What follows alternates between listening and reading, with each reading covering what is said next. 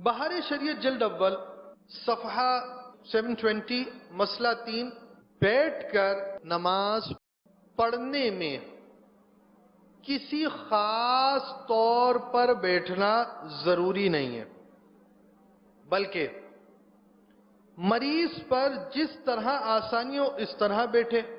ہاں، دو زانوں بیٹھنا آسان ہو یا دوسری طرف بیٹھنے کے برابر، یعنی ہر طرح سے بیٹھنا برابر ہو تو دو زانوں بہتر، ورنہ جو آسانی ہو اختیار کریں۔ آئیے عملی طریقہ دیکھتے ہیں۔